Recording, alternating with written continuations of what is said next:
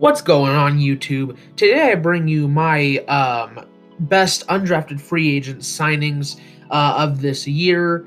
Without further ado, let's get into it. Starting with our notable signings, not good, not great. I don't think they're going to necessarily make an impact on their team, but it's at least something to note. Um, Shane Bouchele to the Chiefs. Obviously, they're not looking to replace Patrick Mahomes, but I think he's a guy that he fits the scheme pretty well. Has some upside, so potentially can become a long-term backup or a trade piece for the Chiefs.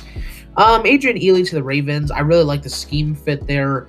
I think he's a nice piece again to develop, but I don't think he's going to be starting for them anytime soon. Felipe Franks is a interesting player to go to the Falcons. Not a good quarterback, like at all, but apparently the Falcons saw at least something in him that was willing to pick up. Arm strength, he has great. I mean, great arm strength, but besides that, literally just nothing else. So maybe the Falcons think they can do something with him, but just something to note. Tough Borland to the Vikings. I really like the scheme fit there as well. Definitely don't think he's starting anytime soon, especially since they did take a linebacker in the draft. Yeah, I don't think he's going to start anytime soon, but I like him as potentially a developmental piece. Puka Williams to the Bengals. This is a guy that I think honestly could start someday. I don't think it's likely. I don't think he's that good of a running back, but it's at least something to note. I think he's pretty close to the build of Joe Mixon, so maybe they're looking for a backup to Mixon. But I do think it's worth noting. Cade Johnson to the Seahawks. I mean, you already drafted a receiver. I don't know why you're signing more. Especially, this isn't the only receiver that the Seahawks signed after the draft, so we'll get to him in a second. But between the two, I definitely think Cade Johnson is less likely to start and less likely to really go anywhere. He's fine to maybe be a backup someday, maybe a 5th, 6th option, but Alaric Jackson, a guy that really fell down a lot of boards after his not only the senior, I believe he headed the Senior Bowl, but his pro day was pretty bad. And he ended up going undrafted. I do like him on the Rams, though. I think he's a nice scheme fit. Potentially they see something in him as a replacement for Whitworth or as a developmental guy, but Justin Hilliard to the 49ers, I think, is also definitely worth noting. Again, I don't think he's going to start or anything like that, but I think he's an interesting developmental piece. Obviously, they saw something in him. Trill Williams was a guy that I'm not surprised went undrafted, but I wouldn't have predicted he would have gone undrafted. I really like him on the Saints defense. I think he's a great scheme fit, and I think this is a guy that down the road could be a solid backup, potentially even number 3, number 2 option for the Saints. So I do like him there and his upside. But I think the best notable sighting was Austin Watkins to the 49ers. I definitely would not have expected Austin Watkins to go undrafted. So I think that's a really nice pickup for the 49ers, who do kind of still need receiving help. Although Trey Lance doesn't throw a lot, Austin Watkins can go down the field and get it, which is what Trey Lance likes to throw. So I do really like this signing. Again, it's just a notable signing. I wouldn't say it's a great signing, but it's notable and probably the most notable of all the notable signings. Then moving on to our good signings. Starting off, we have DJ Daniel to the Jaguars. I think he's a nice scheme fit. I don't think he's going to be starting for them any day, but I think he can be, at some point, maybe a nice backup corner. I like him on that Jaguars defense. Tariq Thompson to the Bills, especially with Micah Hyde and Jordan Poyer. I don't think he's going to be starting, but again, I would not have expected him to go undrafted, so it's a nice pickup for the Bills at least. Darius Stills to the Raiders. This would be a great signing, but I just think, the main reason Darius Stills went undrafted was his size. He's definitely not your typical DT when it comes to his size. Very undersized, and he's not really even able to play defensive end that well, so it kind of really limits what he can do. Again, more good depth to that D-line, but they still lack that star power at defensive tackle, so it's a good signing. I think it's good value to get him undrafted, but, it's meh. Jamie Newman to the Eagles. I didn't think Jamie Newman was going to go undrafted. I thought a lot of people were way overhyping him, but I definitely wouldn't have guessed undrafted. Arm talent is unquestionable. I mean, he has an elite arm when it comes to throwing downfield, which makes it a little curious for the Eagles since they're not super often a throw deep team. I suppose they can if they want, but maybe they see something in him. Maybe he turns into their long-term option, which would be A little weird. I don't know how good of a scheme feed he is, but it's at least it's definitely a good signing because I think there's at least a good amount of potential you can somewhat try to get out of him. Hamilcar Rashed to the Jets.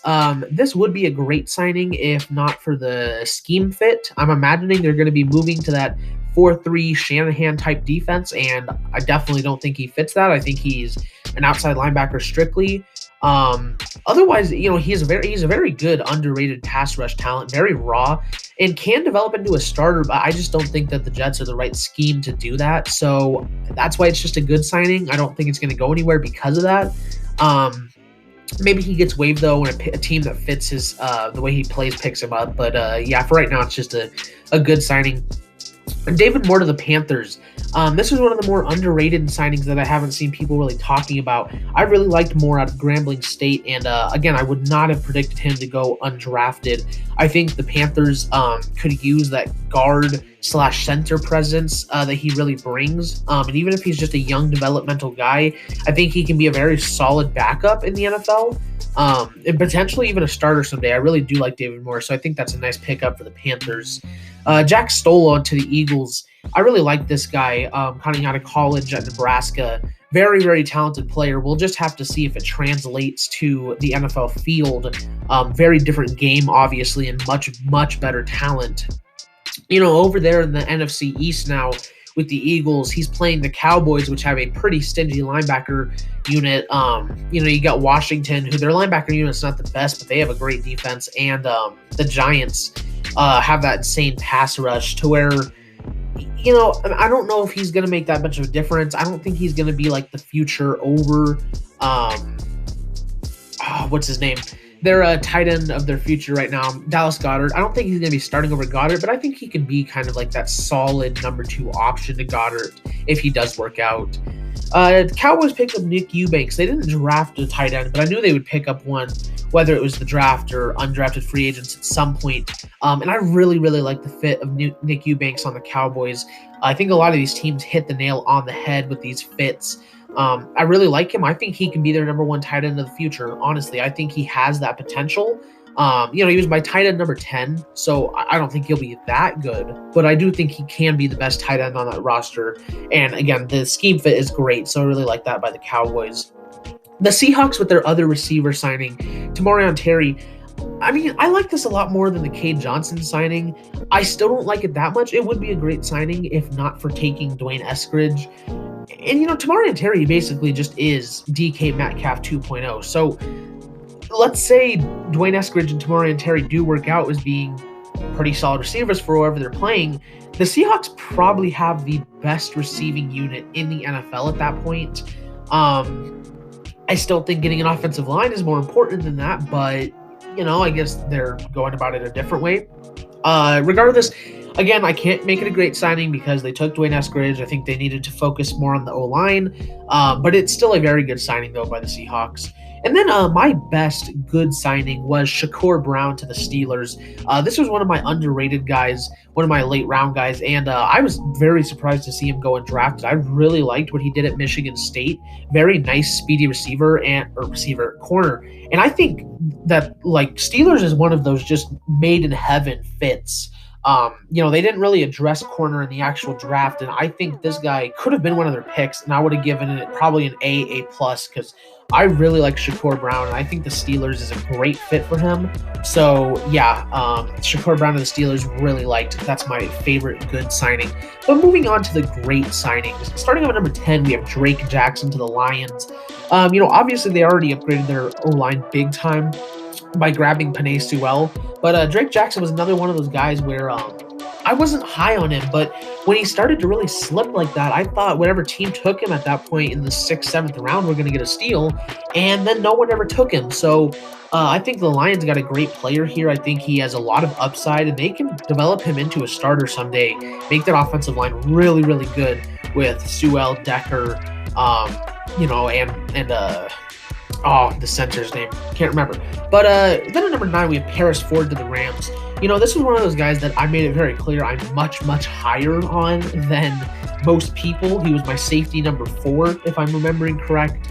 And, I mean, I can understand where people had him, as a fourth, maybe fifth rounder, because I get it. He's not the most athletic guy. He's not the best run defender, but he is a very, very good pass defender. And to see him go undrafted was pretty insane to me. So I think the Rams are picking up a potentially very, very good safety. I think he can be just like what John Johnson was if he, just becomes a bit more sensible at times. I think for him to go undrafted is pretty crazy. So I really like Paris Ford there to the Rams. Charles Snowden to the Bears, I also really like. Again, would not have predicted. The rest of these guys, I'm just already going to say, I would not have expected them to go undrafted, but they did. So Charles Snowden is a great pickup here for the Bears as an edge player or linebacker, wherever they really want to use him, and they can use him at both, realistically. So I really like that scheme fit. I think plays on him across from Khalil Mack are going to be great. Again, a lot of upside, and I love the versatility that he brings, so I think that's a really nice signing there for the Bears. Sage Surratt to the Lions. Yeah, again, just would not expect this guy to go completely undrafted. I know some people didn't like him, but I think the Lions pick up a very, very good and potentially, a top 20 even receiver of the future.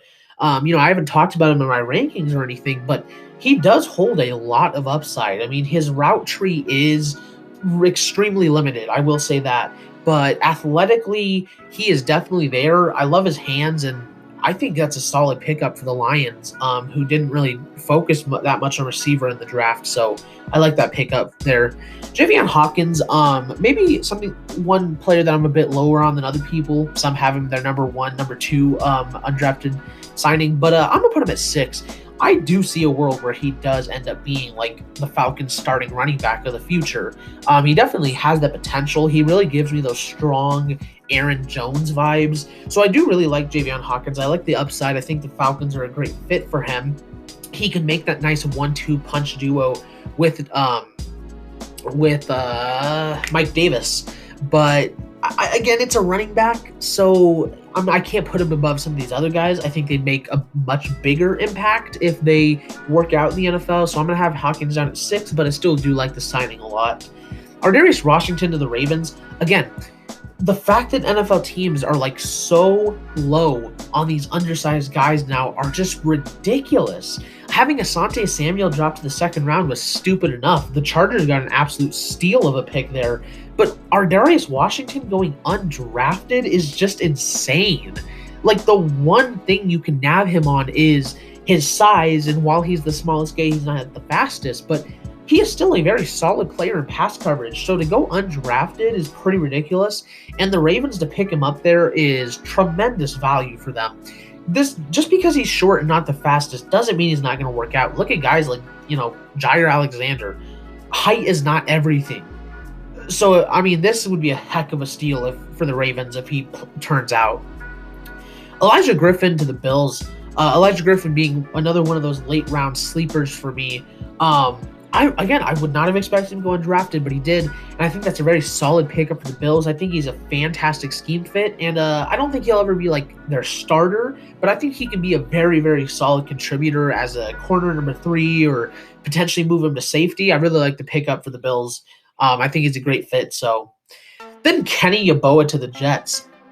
I think this guy was probably the third most surprising player to see go undrafted. His raw athleticism alone, I thought, would have gotten him at least somewhere in those 7 rounds, but nope. And instead, the Jets picked up a fantastic football player here. Did he have the production? No. But I think he holds a lot of upside. He's very athletically just talented, and I really like that pickup by the Jets. I think he can be their tight end number 1 in the future.